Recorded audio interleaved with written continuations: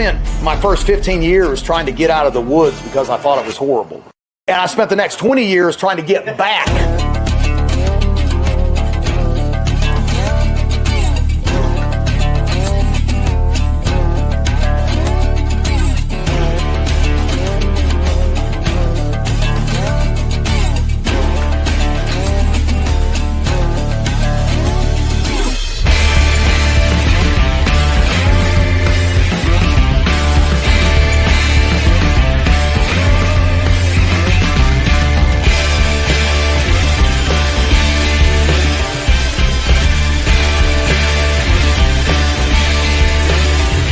The truth of the matter is we need to be well-rounded individuals like our forefathers were.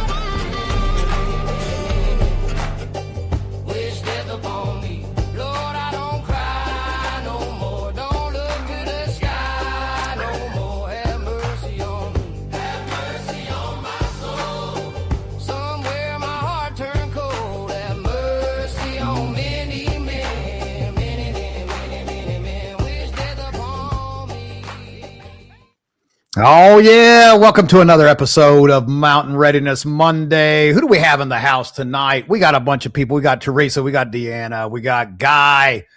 Joey. Joey's up in here. We got Bobby Spags. What's going on, Bobby? Because we just got off the phone with one another. So thanks for joining in with us. Mr. Patrick Seven, my man, Matt King, my only friend left who actually shows up and helps me do stuff. This is what happens when you do events. It's kind of like being a tattoo artist. You have a whole bunch of people and you're like, hey, let me practice doing tattoos on you. And, and then you do a crummy job and you just keep going down the list. The next thing you know, you're tattooing on yourself because you got no more friends left.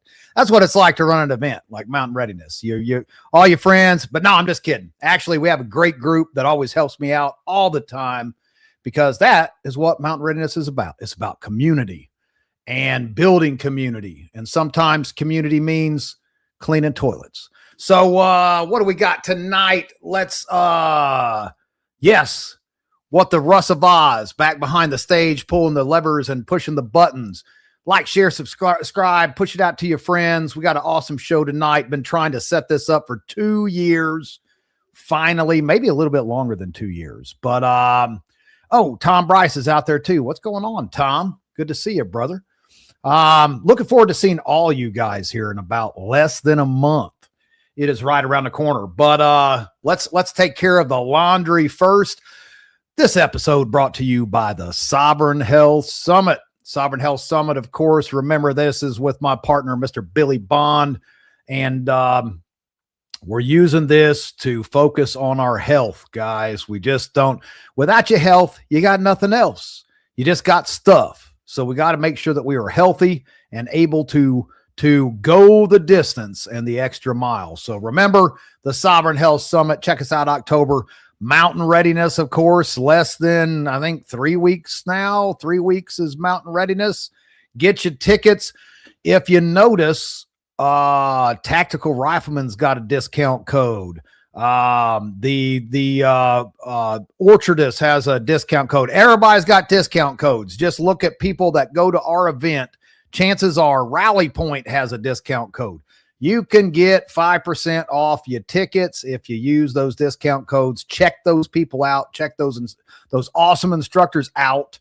And that also helps them out, right? Because that's what it's about, helping one another out.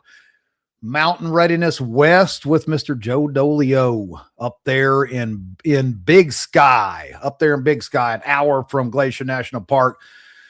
We got some really good stuff to give away up there too. I'm going to tell you, we got some really awesome merchandise that's going to be up there. And the view alone, just Montana alone, man, I'm just fired. I'm not excited about 36-hour drive.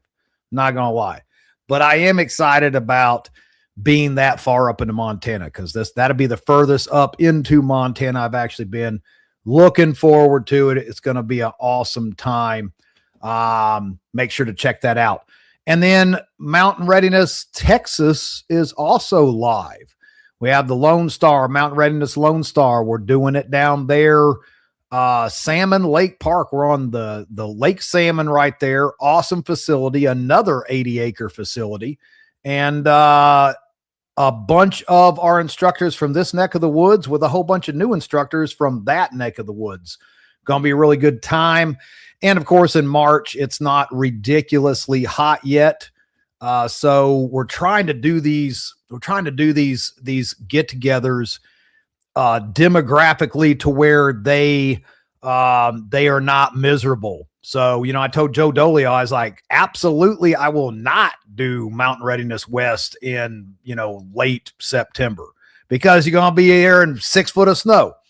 Well, not this year, but we're not going to get on that. So we're trying to do these where the weather is still decent. And that way it's a little more enjoyable, a little bit less likely getting stuck up at the Canadian border and not being able to get home for, you know, weeks at a time. So, but it's going to be a good time. I think that's it as far as all this. Oh yeah. CanCon. If you like suppressors and you like shooting stuff with suppressors, then this is the place for you. I'll be there. The Russ man will be there. I think Rally Point's going. Mine for Survival. Brian Duff is heading down there. Survival Gear BSO. Mr. Brian Loftus will be down there. We've got a whole group. I hear Jax Janega, the lovely Jax, will be down there with us. So we've got a ton of people from Mountain Readiness going down there. And this is where, for people like me, like I feel like I'm kind of like the bartender, you know. At Mountain Readiness, I'm serving drinks, but at CanCon, I actually get to have a couple. So if you want to hang out around the campfire, which is what we did last CanCon, it was awesome. We just sat around. Don't set too close to the fire if Carl Erickson has anything to do with it, because he will. It's not good. It's not a campfire. It is a forest fire. That's what it is. So, but it was still a good time. So, breathe, guys. I just literally got in from handling chickens. I was on the phone with Mr. Spags over at Midwest Preparedness. Check them out. He was in the comments. I don't know if he's still there. Why is my wife commenting in here? Don't act like you don't get a couple of okay. I have had a few at Mountain Readiness and I paid dearly for it. So yes, dear, you are correct. Now and again, that does happen, but I didn't have as many as this guy right here. That's right. We'll leave it at that. Patrick. So, what was it, Russ, man? Like 13, 17 hours or something like that. He was down for the count. Yeah. Horrible. But that's okay. Sometimes you have a good time, right? Tonight's guest, over 2 years, we're always working and doing things.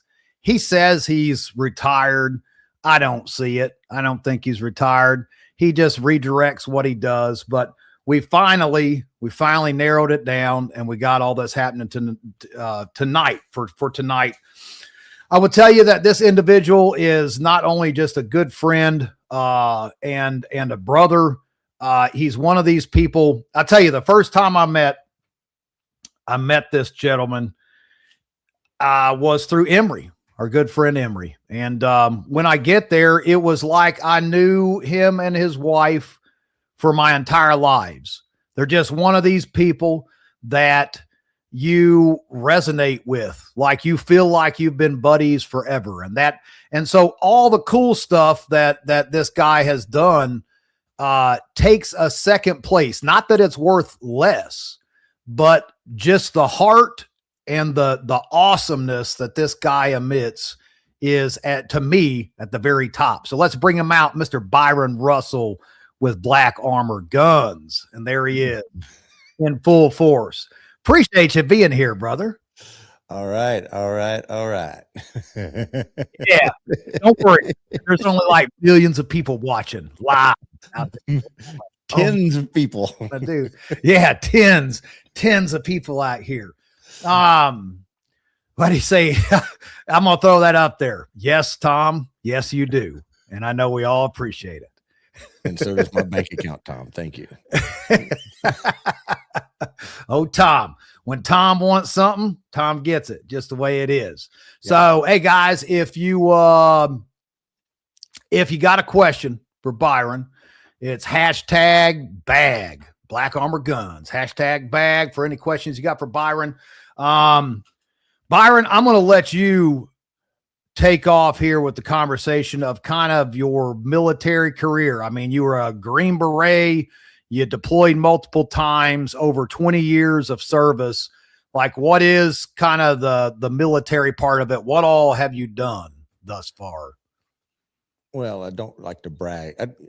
As you stated, You should. I really don't talk about my military career that much. I really don't. But my career pretty much, mirrored Carl. Carl and I were in the same unit for a long period of time at 5th Group. But most of my career was in SF, 5th Group, Legion. Loved it there. Got to deploy several times, just like everybody else, no different from anybody else. Spent my entire SF career in one unit, and that would be A15. I'm very proud of that. Which means I am a terrible Green Beret because I was in a SIF the entire time. So I was a terrible Green Beret, bad at it, really bad at it.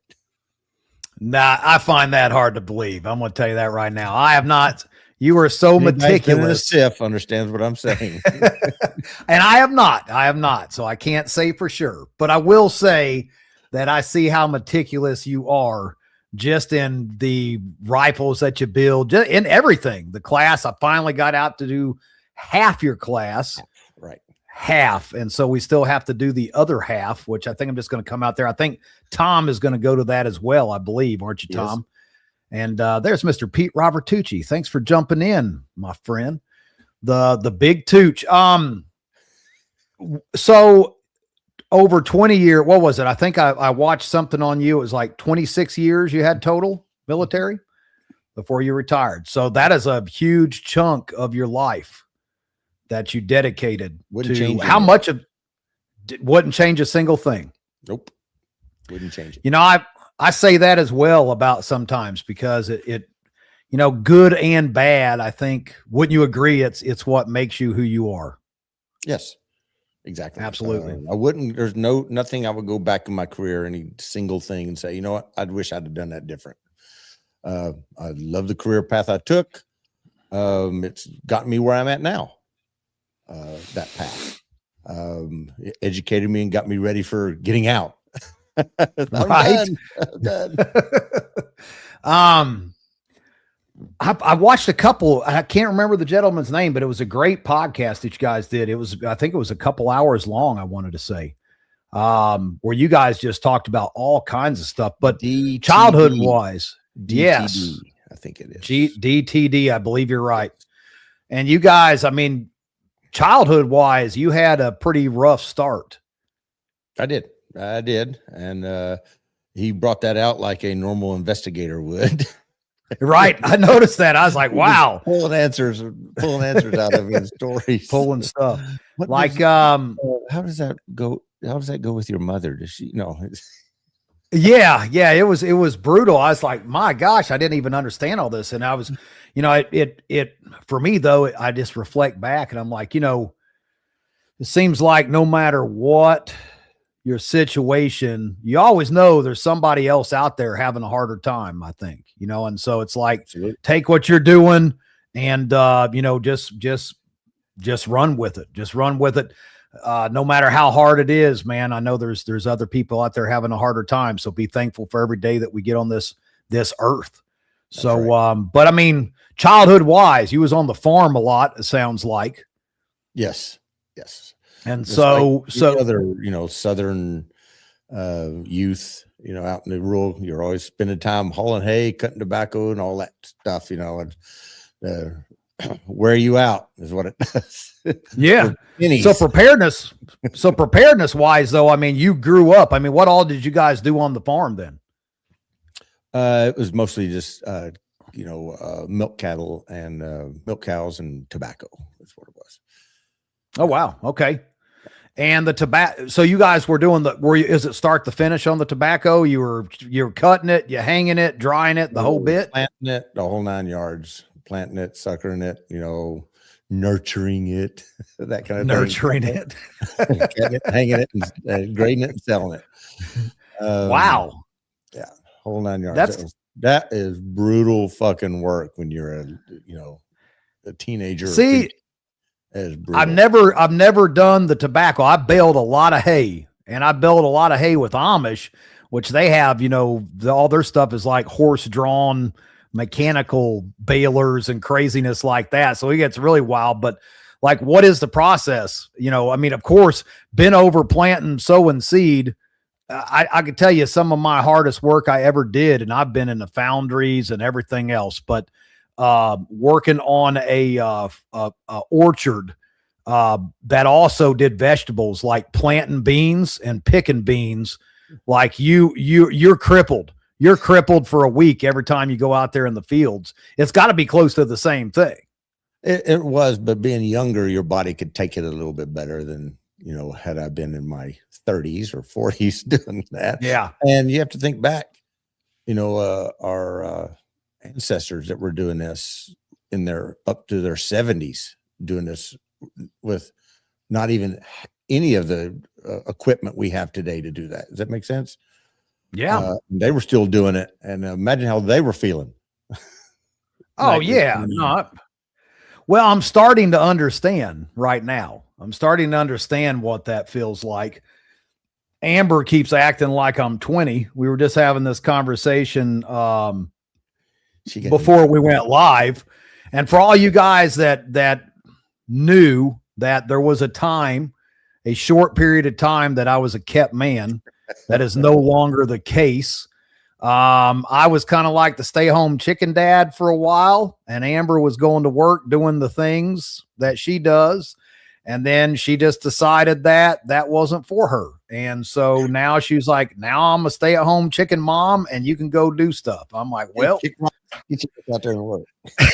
So much for that. That really sucks, because it was working out great. We even had some conversations on the phone. You were like, hey, what you doing, T? I was like, man, I'm at home. I'm a kept man now. I was living it up, but I spoke too soon, it appears, because I just got back from being covered in insulation, getting prepped to hang a whole bunch of drywall on a ceiling in a remodel, which sucks. I can tell you that right now. That was a new shop, and it was hate drywall.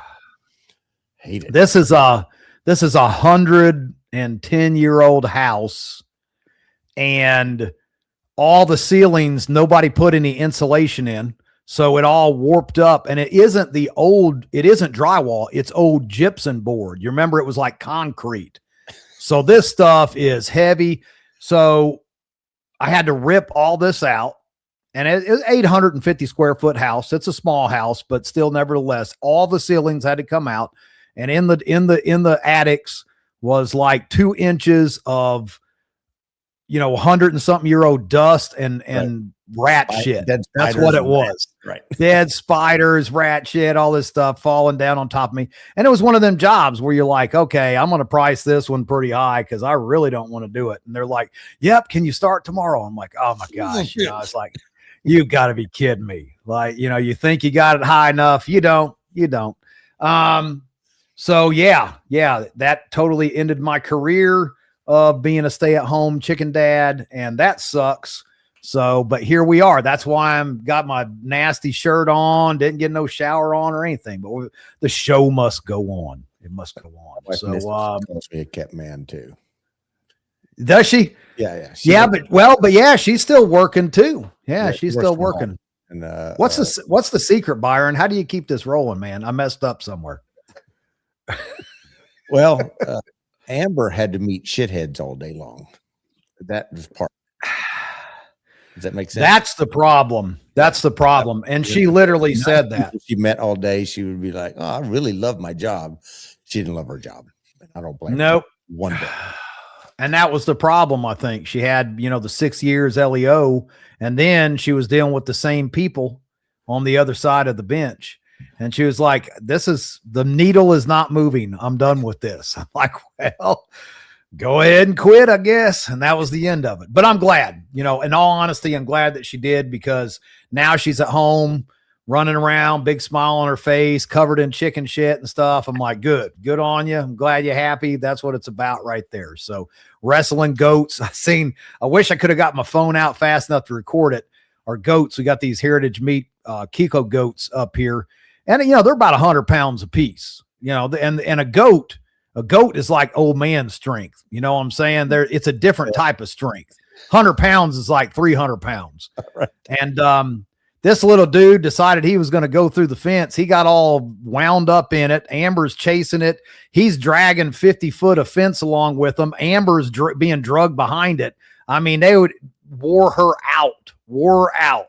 And, but she says it's so much better I just took it off. She said, it's so much better. Even being drugged by the goats. You're right, babe. It's better, but it was very hilarious watching her getting drugged through all the crap with the goats and stuff. But yes, she's much happier. And I think that's a good thing. That's the way it's supposed to be. But why is it taking so long to do this? It's because you always have training on Mondays. Yes. I have the shooting simulator, and it's at a gun store in Clarksville, and I teach it twice a week, Mondays and Thursdays. And those classes are booked. And, no so kidding.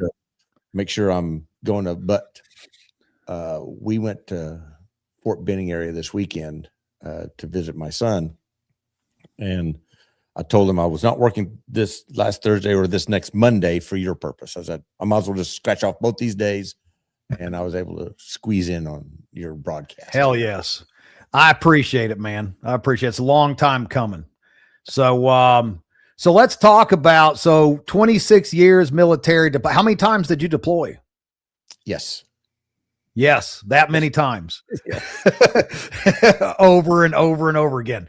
And so, everybody knows Carl and Sue. Were you all together the whole time? Sue transferred over to 10th group. So after a little bit of time, he switched over and started deploying with them. Pretty genius, actually. Keep his ass down range is what he was doing. Pretty smart, because he had some stuff he didn't want to deal with here. So he's like, I'll just stay over there, just do this in Iraq the whole time. And just did it the whole time. Yeah. Well, that's one way. But you and Carl, so you guys rolled pretty much so the whole time. Yeah. We were in the same troop the whole time. All right. So that was like 40 or 42 countries or something you guys did total, or some craziness. Yes, probably. I don't know.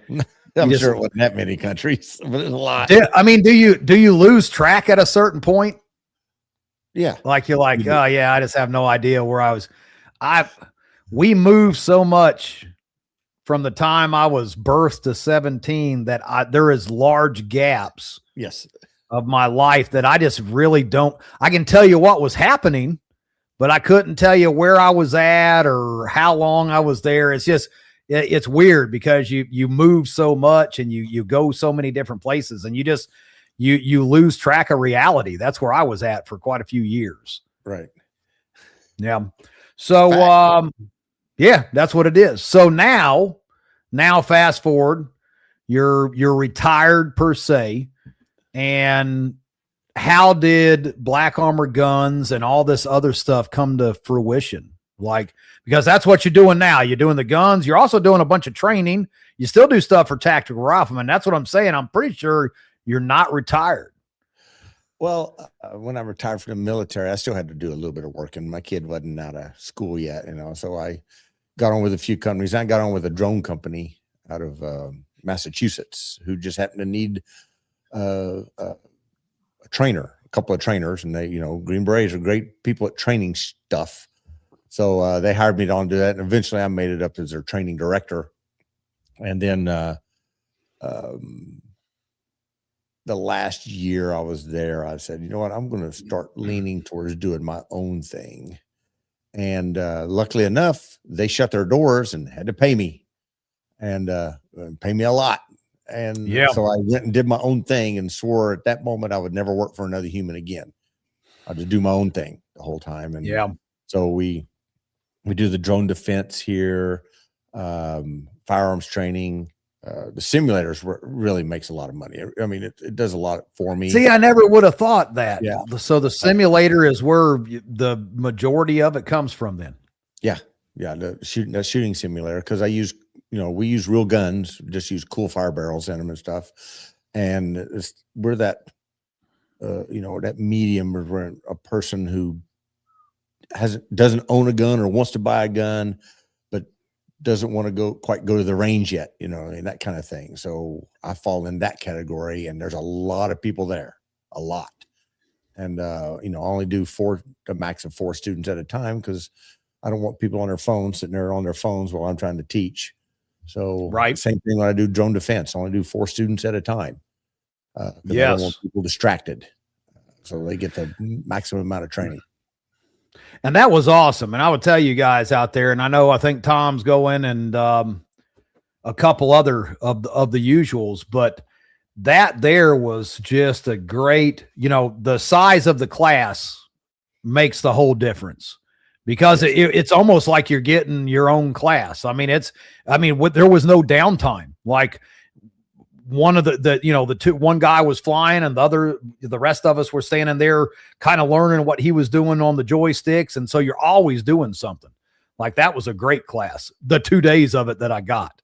I missed that important part. The drone defense part is what I really want to get spun up on. Right. And that's the part, of course, that I missed. But and you guys when is that one coming up? We're going to do that after CanCon, isn't it? That's after CanCon. So I won't be at CanCon because I'm getting ready for that course.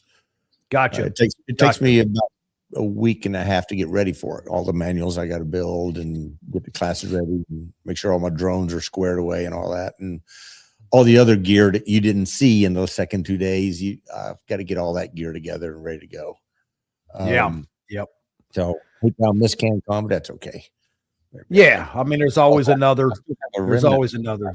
I was going to ask. So this is still going on. This is still a thing. Still a thing. So guys, if you don't get it, like, I've got $100 right on this, and I know there's quite a few other people that Byron and everyone, those are your CanCon wrist bracelets, right? Is that what it is? Yeah. And you've Chris, got one. Doc. And Doc's got one. And Chris. And Chris. When we got them, when we got back to the hotel that night at CanCon, I was like, all right, $100, last guy standing. And then they were like, okay. But we modified it a bit, and we got some sponsors to sponsor us. Like, you sponsored me, meaning you expect me to be the last man standing. Last man. If I'm not, my money plus your money and any other sponsors I got goes into the kitty. Yep. Whoever wins, we all 3 of us picked a charity. Each one of us picked a charity. So whoever wins, all the money goes to that person's charity. And mine is the Christian County Animal Shelter. So one I picked, the one in Kentucky. So nice.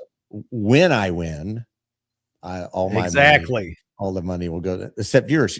When I win, you don't have to pay because you sponsor. Oh, no, I'm still paying. I'm still paying. I'm going to pay. I'm going to sponsor it, and it's going to go towards your charity. So either way, but if you don't win, then I'll be sad, because then that money will go to somebody else. And it'll go to either Chris's or Doc's charity. Correct? Yeah. So either way, I'm chipping it in. So now, it's going to happen. A little rough because the orange part was just a sticker. As you right. Notice, it's clear now. The vinyl, that's the hard part that's hard to cut right there, is the vinyl. The sticker, it just melted off after a while. But Doc, Doc Elkins, right? Yes. His is almost pristine because he doesn't do anything. Yes, Doc. Oh, that's what it is. Yeah, he doesn't do anything. That's what it is. And this guy right here. Hey, Russ, ban this guy. I don't know who that is, but ban him. Whoever Kyle. That is. That's Kyle right there. I knew he'd be listening. No, that's awesome what you guys are doing. I'm surprised they're still holding up. I will say that. You probably absorbed Wasn't it mid-November? That was the end of October. Yeah, that was right there at the end of October, 1st of November. I've forgotten. So that's over 6 months. Your body has absorbed like 100 times the level of microplastics that you're supposed to, just from wearing out in the hot shower and stuff. Strong. So, man, Bobby says, what do you say here? I'm back. Sorry, had to feed the critters. Man, you singing to the choir, bro.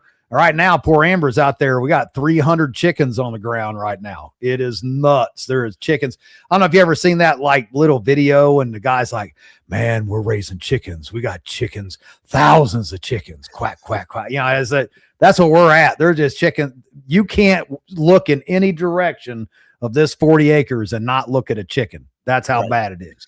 So chicken math hell, man. This is out of control. So ducks and geese. Let's grab a couple of these comments. So in questions, Tom says, Byron, when are you gonna have the 762 out? So first, let's talk about what is the 762. Well, he's talking about an AR-10. Oh, he's talking about a 762. Correct. So we're talking by large frame model, because we make small frames, AR-15s, and we have a couple of different models in that. And I've not dabbled in the large frame yet, because as everybody knows, they come in 3 or 4 different, we'll say models, and it was never mil spec'd. So there's no standard to the large frame guns, AR-10s in 308 or 6.5 or whatever the heck somebody wants it in this week. So it's a little more difficult. And for me to manufacture those is a huge, undertaking of my bank account for me to start, because I have to, and all these will be sitting on the shelf, all these parts that I build, and with 1 or 2 people a year buying one, because the only person beating my door down for an AR-10 is Tom Bryce. Yeah, it's Tom Bryce. Tom, Two Gun Tom. He's the only one beating my door down. But I will build him an AR-10, 2 AR-10s, because that's Tom Bryce. His nickname is Two Gun Tom. So that's Tom, right there. Yeah, but that's cool though. That's cool. I love it. Well, what I don't love is Emery let me shoot his door kicker, because that's what did me in. Was out there on the range, did the 5 days there with Carl, and I was running that LMT, and I just loved that LMT. I was like, yeah, LMT, this is an awesome rifle, blah, blah, blah. And then Emery shot it, and he's like, oh, that rifle's shit. I'm like, what? No, come on, man. He's like, here, run this one for the rest of the class. And that was it. But it was funny. I don't know if everybody out here in the comments knows this story about the secret chats between you and Amber and the rifle, because we were supposed to bring she was like, hey, bring one of those rifles to Mountain Readiness when you get here. I want to get it for Bob. I said, okay, fine, got it. And come to find out, you also asked me for one. I did. Hey, I really want to buy one of those guns. And the whole time in my head, I'm like, no, you don't. But sure, Bob. No, you don't. And I brought one, and she thought you bought one also. Oh yeah. Well, I ruined it for her because, I told you after running that one on the range of Emery's, I was like, yeah, Byron, just go ahead and get me a rifle together, and you didn't. I don't know. It just kind of just slipped through the cracks. And I assumed that you were building that rifle to bring to Mountain Readiness. Right. And so when Amber, I was talking to Amber. Yeah, you were building it, except for that it was the other one, the Amber one. And she was sitting there on the couch, and I was like, oh, darn, I need to get with Byron to make sure that he's got my rifle done. And she said, what did you just say? I'm like, what do you mean what I say? I'm getting a rifle from Byron. She was like, no, you're not. No, you are not. And I'm like, I'm serious. I told him to build me a rifle. Man, she flipped out. She lost her mind. She's like, I just already got Byron building your rifle, and now you're going to have 2 rifles. This is bullshit. I'm like, this is wonderful. This is the most awesome thing in the world. I'm going to have 2 door kickers now. But yeah, so I ruined the whole thing. ruined the whole thing. But this is what you get, Amber, for trying to go behind my back and do rifles like that. Yeah, see, it's been two gun T that way. I've been like Tom. Like that's not a bad thing. Be like Tom. So we had somebody out here, Byron, in the questions here. They had said this gentleman that puts comments up about Doc winning, blasphemer. Byron, with such an extensive career in the special operations and the military in general, what would you say was the most rewarding, defining experience of all?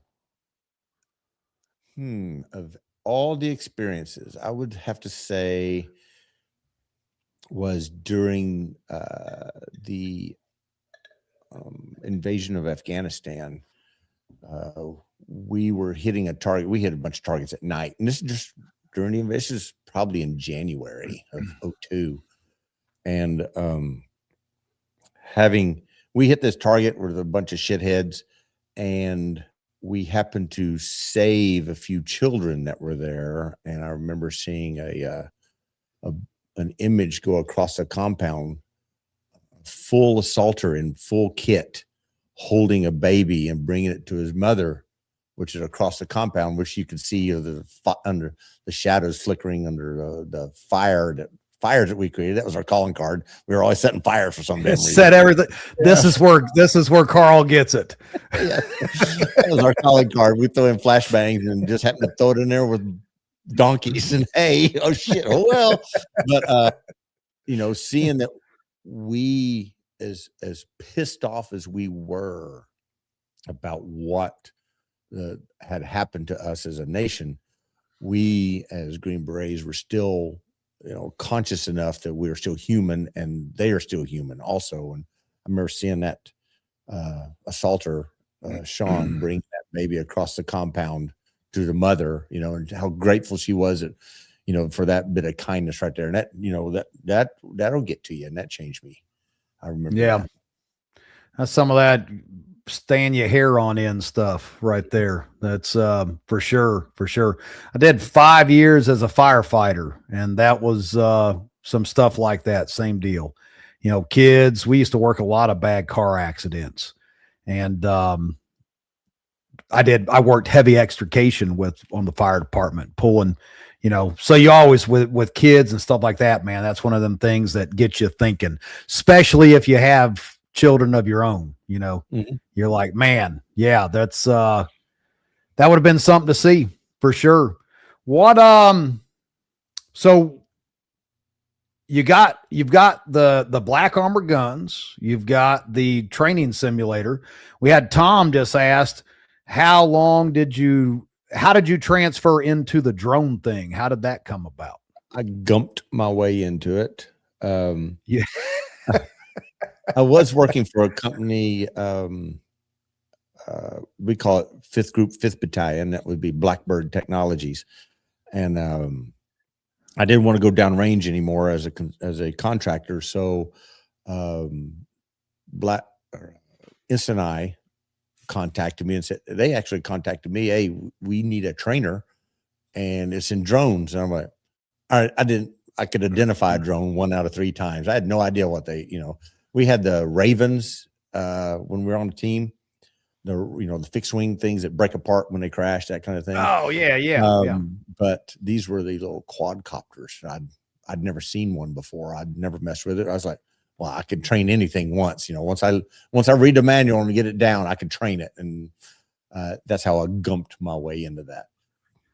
And so that was, how many years did you put there into the drone stuff then? Because you're still doing that, but I mean, almost 10 years. Almost 10 years. Wow. 10 years going around training special operations guys, Marines, active, regular Army, commissioner Army, firefighters, people like that. Yeah, going around training years. Great. It was a great time, except I kind of worked for a few folk. It was in Massachusetts, so you can imagine the atmosphere as far as political was at that company, and that's what I had to deal with all the time. Plus, I didn't like civilians. you know, that's the thing. The And civilian trying pukes. to work with civilians. Yeah. Trying to work with civilians when you're used to stuff being regimented and on time, and civilians don't do that. They don't do on time. Right. No, that is correct. Isn't it a bummer when business comes down to, I tell everybody when I was regional operations director of 26 states, all these different accounts, my job would have been so easy if I didn't have to rely on people to do their job. Exactly. Like that's what it was. That was the only bad part of my job, is that relying on other people. No one ever come through. 99% of the time you'd be like, hey, I need this done. It's got to be done today. And when I was in the field doing the stuff, doing all the back breaking work and stuff, it was easy. It was just me, myself, and I went out there. It's like, this has got to be done no matter what.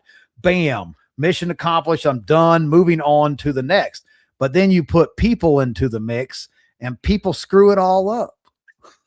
And that's what it is. People.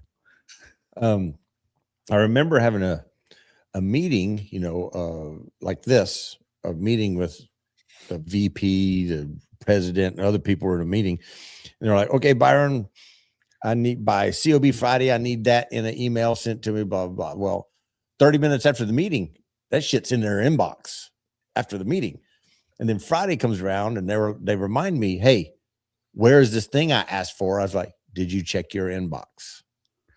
Well, it's not in there. I was like, it was in there 30 minutes after the meeting. Right. Right. They did not expect that. And it was always that way. And yes, they didn't expect that because it was way down on the list of emails that they never read. That kind of thing. And so, yeah. Mark all read and then move on. That was my job too. Like I got over 500 emails a day, 7 days a week. You can ask Amber, like, every single day for 9 years. I had all these customers, JB Hunt, Penske, GMP, NFI, huge multi-billion-dollar corporations.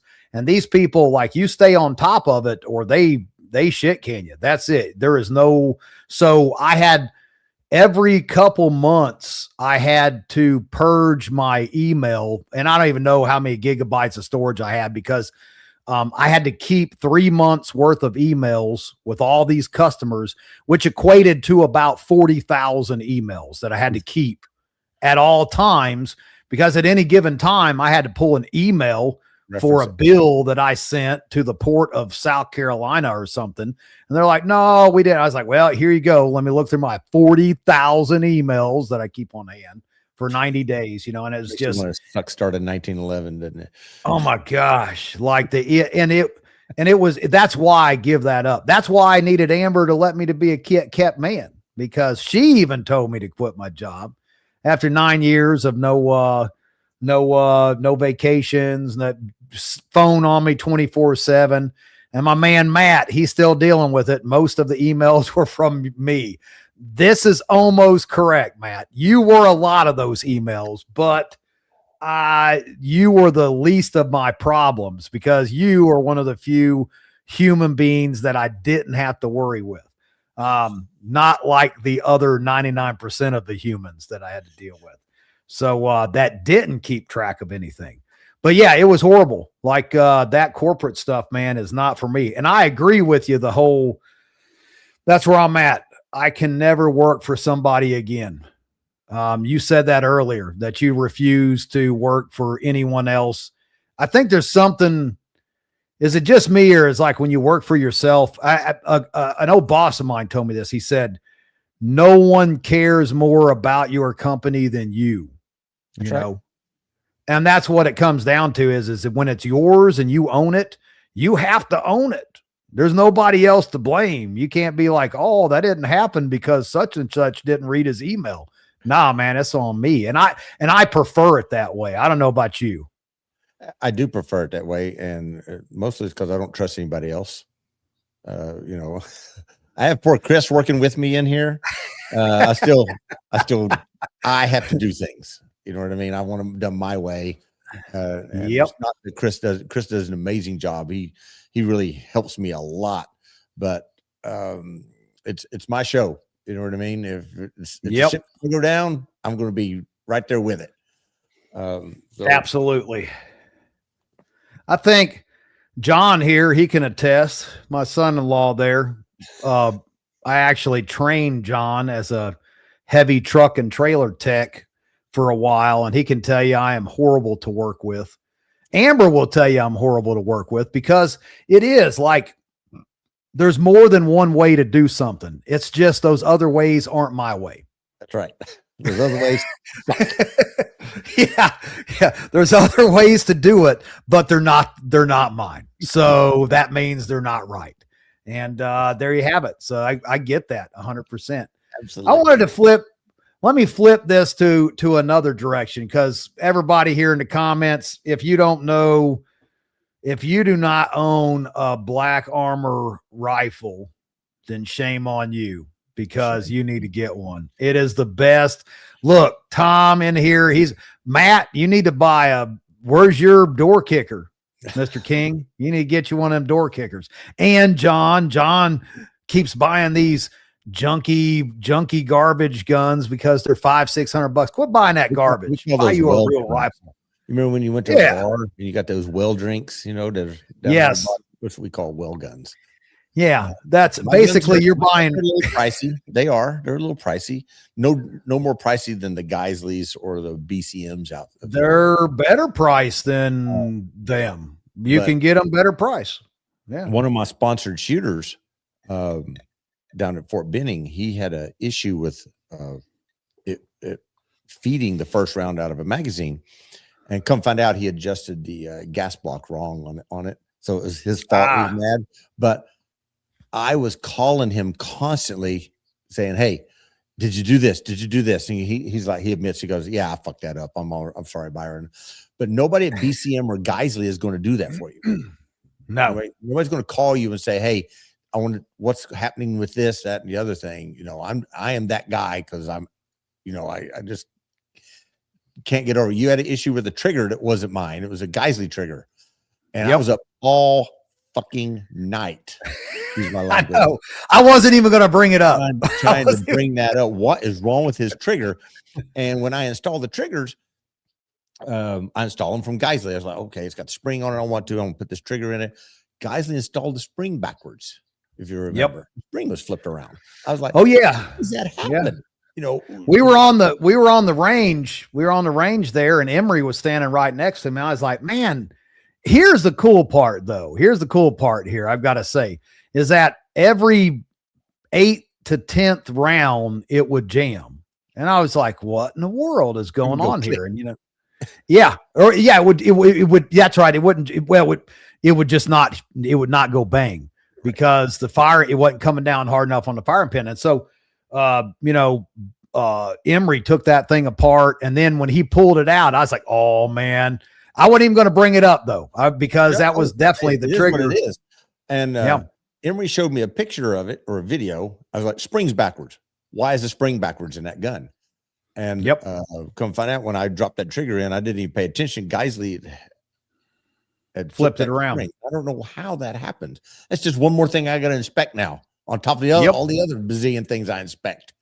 But the awesome part is that, number one, it was still shooting.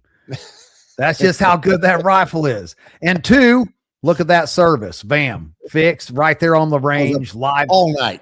All night. Oh, I knew you were over there just rubbing your fingers together. Oh my gosh, what's going on with that thing? But see, that's how you are, though. That's why the stuff that you manufacture is just killer, because you put that type of effort into what you're doing. So all y'all out there, get yourself a Black Armor rifle, because that's where it's at. Let's talk. There you go. And scan that and join and follow them on Facebook and Instagram and YouTube. Graybeard Syndicate is another one. That is what does all the podcasts. Are you still doing the t-shirt thing, Graybeard Syndicate stuff? I do it through Black Armor Guns, but I still do Graybeard Syndicate. Yes, I still do that. Gotcha.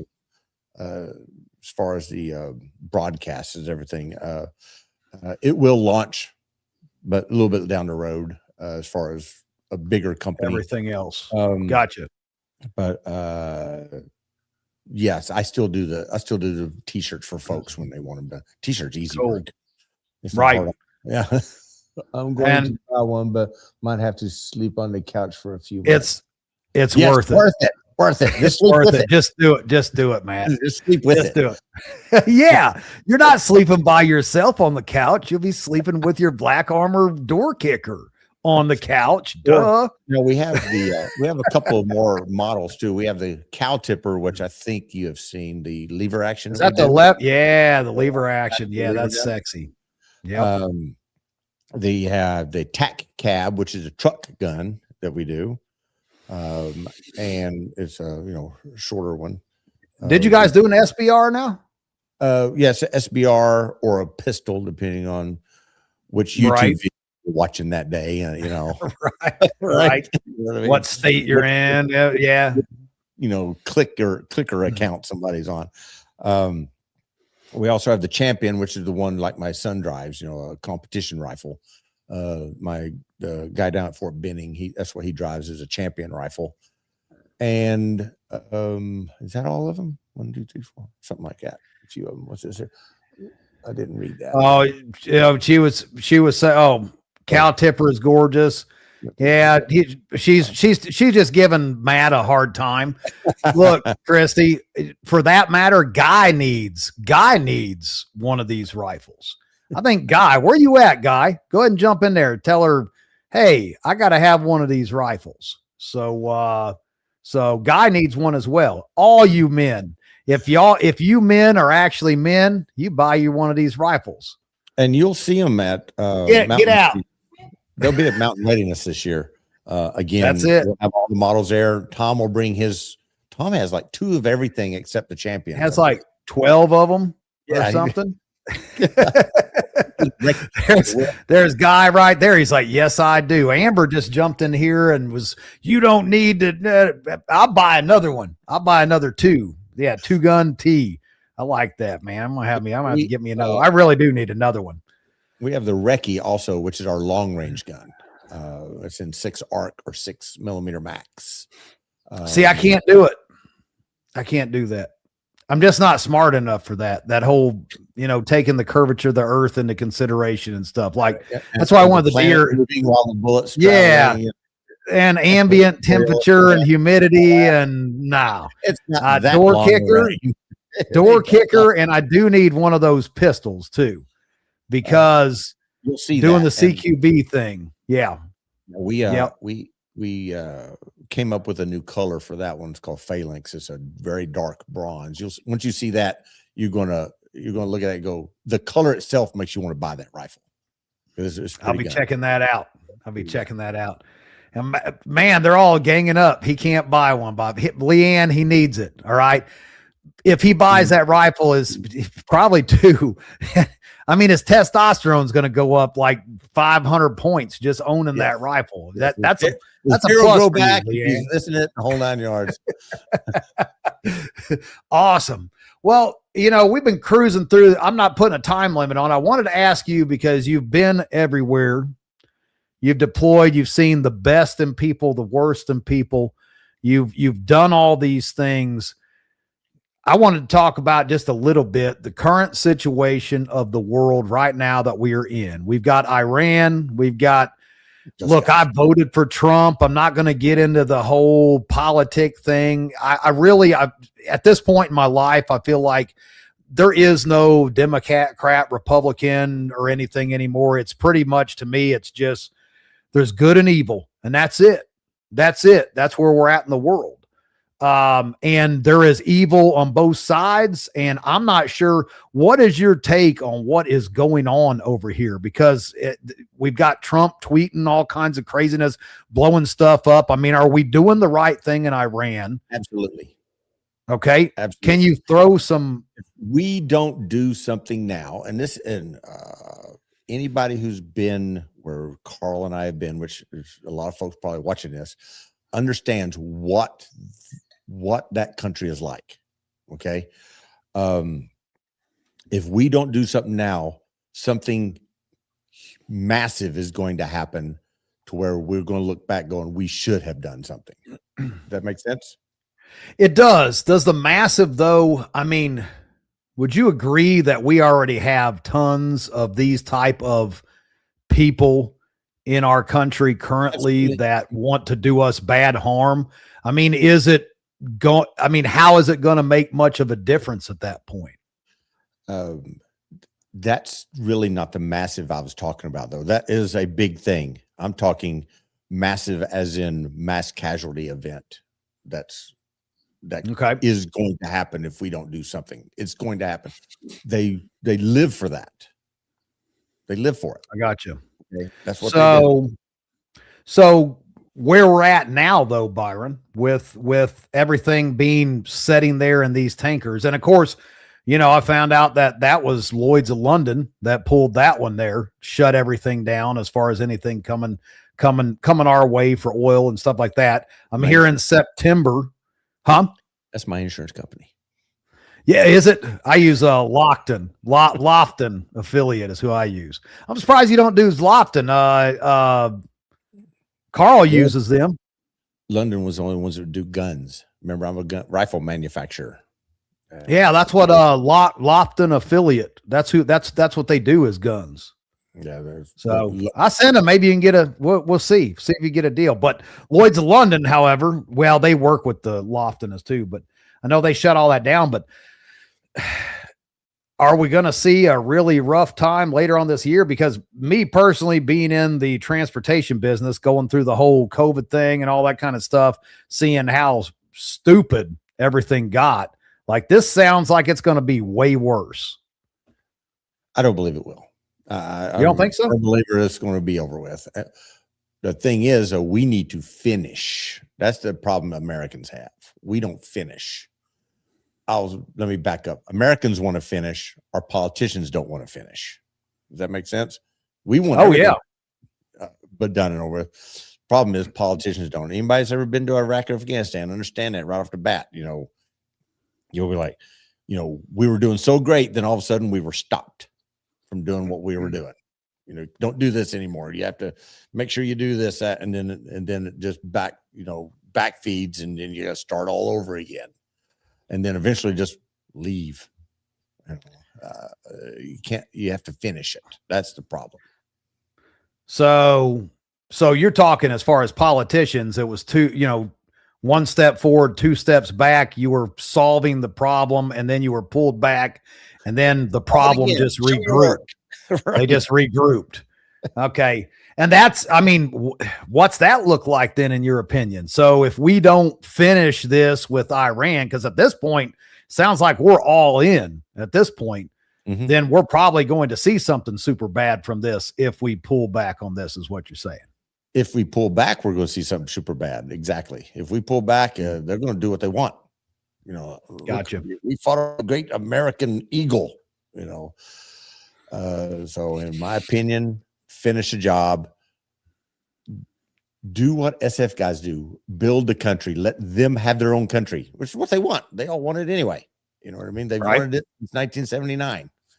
They've won it back. Right. You remember that? How old are you? You remember that hostage? That was only two. I was two. So I kind of remember some of those things. Yeah. 77 was for me. That was good old 77 for me. Well, I don't know. And that's why I wanted to ask you, because it seems like every time you turn the TV on, it's another war and another conflict that's kicked up. It's just never ending, nonstop. And it just keeps compiling on top of each other. It's going to be an interesting year. I can say that. I believe we need to, what we're doing, you know, especially the Mountain Readiness and tactical rifleman crews, is prepare yourself. Can't do anything about external stuff, but prepare yourself.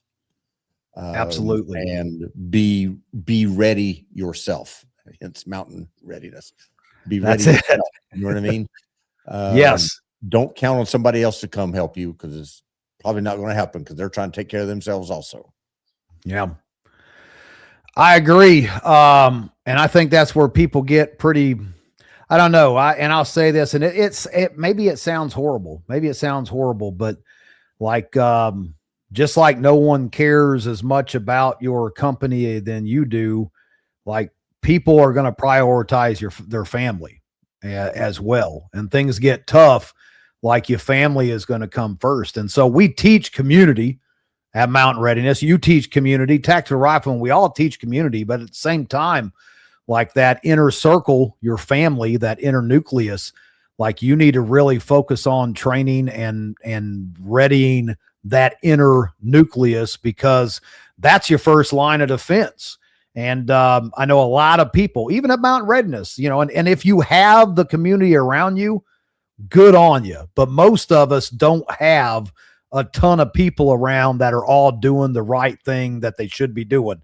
You know, hey, Joe over here is growing corn and this person's reloading ammo and this, you know, and they got this all worked out. Most people is like, oh man, if something goes sideways, I'm going to come to your house. And I get that all the time. I'm like, do you have a skill?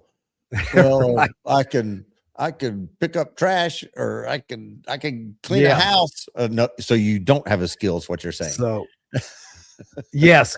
Yeah. And I think that's what we all need to really focus on, guys, is that being a viable asset for your community, you know. And I think that's where people get sidetracked, and it's nothing against, I mean, people, they want to, yeah, I mean, we've always had communities. That's how we all stayed alive through 1,000 years. But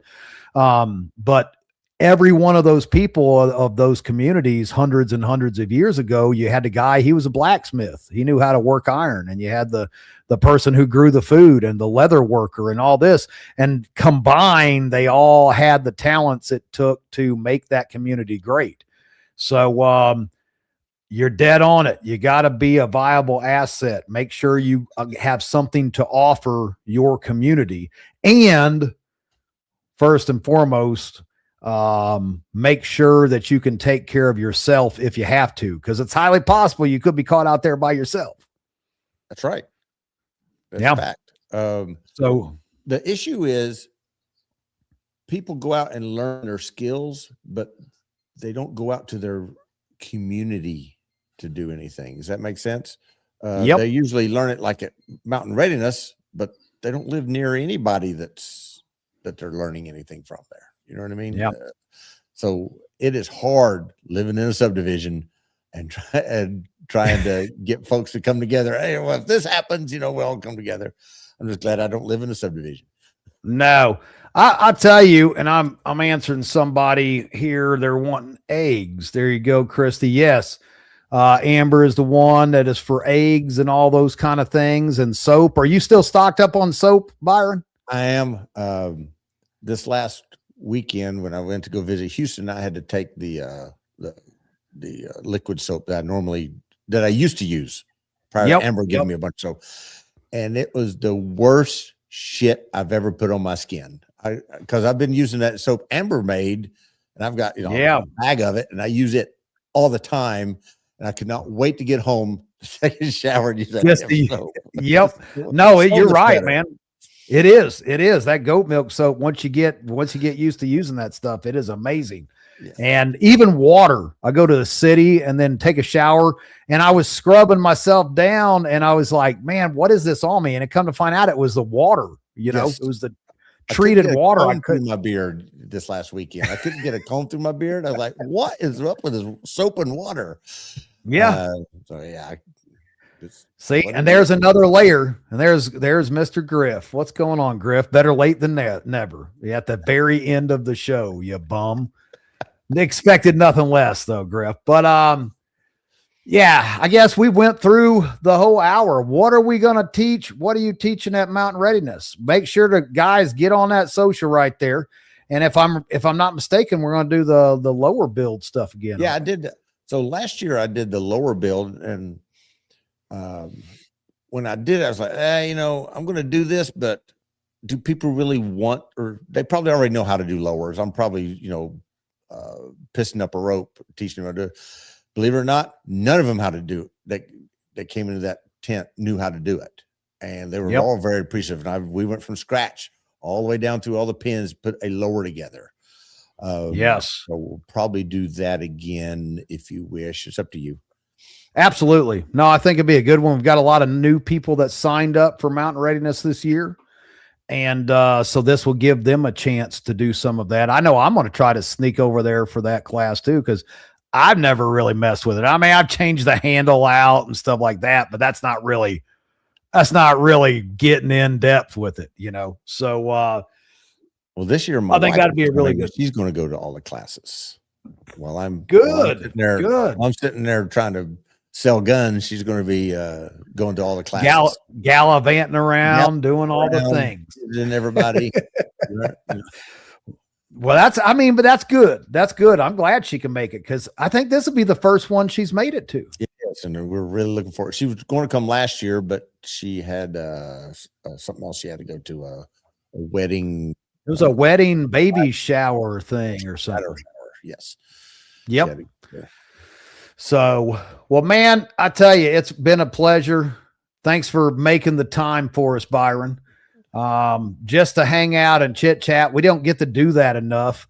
Well, I'm always running around all over the place, and you're always selling guns and, you know, getting together, going to the classes, you know, doing your class. We got to hang out some on that one there. So it was nice for that, but, we'll have to do this again. Maybe when I'm there for the next class, we can do a recording there in the fancy studio or something. Oh, fancy studio. A fancy studio, like it's like putting on the Ritz right here, man. You do. That's a fancy place, man. That's got you got the lighting and the whole bit. You know, I mean, look behind you. That's a cool setting. I'm working on it myself. Yes, right there, right there. Beautiful. But what do you want to leave? Do you want to leave any of these guys and gals with anything right here? Yes. Work for yourself. Work for yourself. You know, don't work for anybody else. Figure out a way to do your own thing. Absolutely. You'll be so happy. I couldn't have said it better. Man. You do, guys, I can't stress enough what you just said. Being your own boss is close to the freedom as you can get in this day and age. Yes. And you'll actually work harder. You will. Because you have to. Before I used to work 40 hours a week. As the owner, I work 80 hours a week now. Yes. It feels like it anyway. Oh yeah. No, you put the work in. So much more fun for this mind. It's a blast. But y'all, thanks for tuning in. Brother, I appreciate you. Love you. Thanks for everything you do and being a part of Mountain Readiness and hanging out with us. And so we got to do this again. And we'll be doing the socializing thing again here in about 3 weeks. Yep. So awesome. You guys know the routine. Stay safe, stay ready. We'll see you next Monday. Good night, y'all.